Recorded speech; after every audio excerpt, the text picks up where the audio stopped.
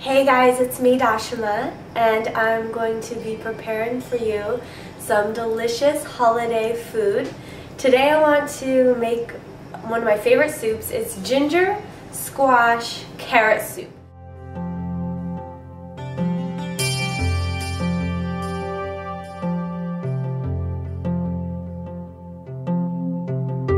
Basically, the recipe is very simple. We're gonna have some carrots, so I got a bunch of these big carrots, and I'd say about a pound is a good place to start. And I'm just cutting off the end of the carrot so it doesn't have the part where the green grows out of. So that's important. And then we're going to chop the carrots up into small pieces and put them into our large pot. So you want to get a big pot like this. This is a hot cooked soup that's especially good for the winter time. So cut up our carrots, and the next thing we're going to put also is some onion. So I got this really yummy golden yellow onion, and these ones have for me the most flavor. This is a sweet Vidalia onion, and these are really good for cooking especially savory soups, and this is going to be a savory soup. We're also going to put some fresh ginger. So I got this fresh ginger root, and just need a little bit. We're going to slice it up and just put in tiny little slivers of it. It's going to really add a wonderful flavor, and it's also very healthy. It's great for digestion, so it will help you to digest your food. And if you have a stomach ache, this is also somewhat of a medicinal soup, so keep that in mind. And then we're also going to put a little bit of this squash, and I cooked this in advance already, so it came like this, right?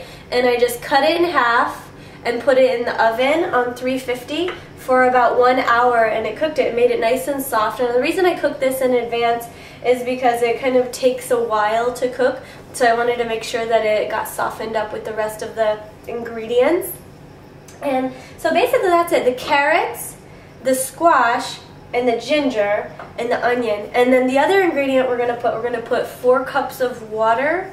And usually these recipes call for whole cream, but we're going to use this coconut milk, and you can get this at any of the grocery stores. It's a really good substitute for whole cream if you're going to make soup. Another option, if you want to try something else, is like an almond milk or something like that. And we're just going to cut up our carrots. We're going to cut up our squash, and we're not going to put the skin of the squash in the soup. So just kind of cut the squash out of the skin. We're just going to cut it up, and you could even use a spoon here and scoop it out and scoop it in to your pot here, and get it all in there.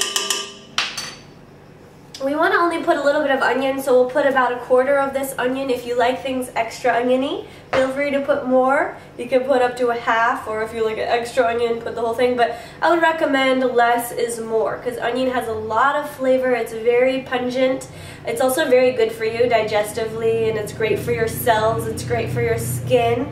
So nutritionally, onion is a winner. But we want to just be a little bit on the cautious side, not putting too much. You can always add more later, but you can't take it out once you put too much. This is just cutting the onion into nice little pieces. So now we're going to take this pot of carrots, ginger, and squash, and we're going to put 4 cups of water. I'm going to put the coconut milk, so this is going to be a vegan option. So you can put about 1 cup of coconut milk. Then we're going to add the olive oil. So you want to put about, 1/4 cup of oil. Either, I would recommend hemp, olive oil, or coconut oil. 1 tablespoon of sea salt, or 2 heaping teaspoons is good. Put a little bit of this pumpkin spice. We'll put in a couple of teaspoons. The spicier the better. I think it adds a lot of flavor. So you just want to stick with the basics. Put a little bit of cinnamon, some cloves, the black pepper, and maybe some of the nutmeg. So it makes a really good flavor in the soup. We're going to put the lid on the pot and put the pot on the stove at a medium heat. 30 to 40 minutes, and you can test it along the way. Sometimes it'll cook quicker, and sometimes it'll take a little bit more time, but I'll show you when the soup is done, and we'll get to taste it together. So So stay tuned for the finished product. This is the soup. You can do one of two things. You can leave it like this. I'm going to pour this into the blender.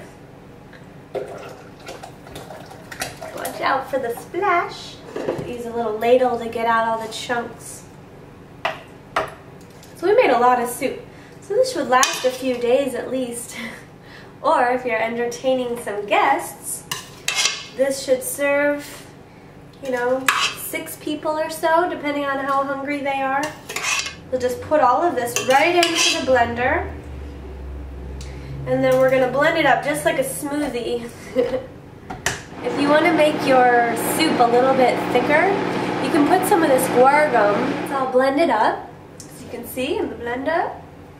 And I'm just going to pour it. The best thing about working with blenders is you can just put it right in your dish, straight out of the blender. It's got a great pouring spout. And as you can see, it's this beautiful orange color, steamy, savory, and delicious. Here's the other option. If you don't have a blender, what it'll look like. You got big chunks of carrots, some onion, and the squash, and it's got this really beautiful broth in there. It's so delicious. Either way, you can't go wrong. Mmm. Mmm. It's really good. Yummy. Enjoy.